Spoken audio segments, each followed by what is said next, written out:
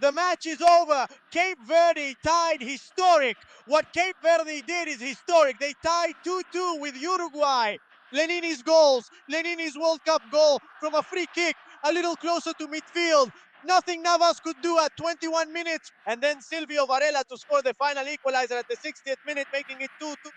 Uruguay had turned it around with goals from Araujo at 44 and Canovio at 51, both in the first half. But a mistake by Oliveira allowed Cape Verde to equalize. They held on until the end and almost won it. They weren't even allowed to take a free kick. Uruguay and Cape Verde are tied. Things are getting complicated for Uruguay.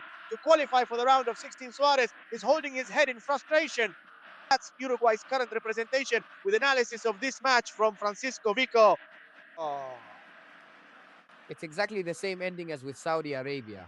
They ended up conceding a counterattack to the Arab team, even though both then and now time was already up. It's one of those situations where you say the referee has to let it play. He has to give one more minute because it's a free kick where Cabo Verde could have sent the ball into the box. A match that ultimately ends in a draw, which I think is fair because even though Uruguay had more chances, had more possession, and attacked more, they never did it with good play or clarity. It was all about pushing forward, relying more on big names and crosses. Crosses from the right, crosses from the left, crosses from corners, crosses from free kicks, crosses from in front of the box. And from two of those crosses came the goals. By flukes, by rebounds, by scrappy plays. And I'm not saying that Cape Verde played tiki-taka in this match either. But I think the Cape Verdean team played better and had better control of the ball. They maybe made a little better use of it than the Uruguayan team, which never had clarity with this difficult midfield. Within the midfield, they started with Ventacarva, Valverde, and Ugarte without a playmaker. It was hard for Loco Bielsa's team to use the ball intelligently, right? And they looked for it. They kept looking for it.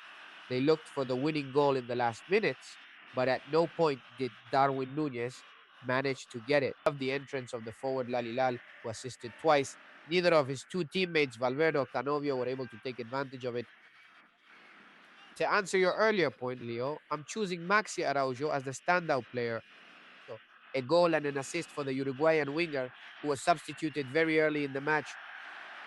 What would have happened if instead of taking Araujo off, they had taken Canovio off? Is it Canovio?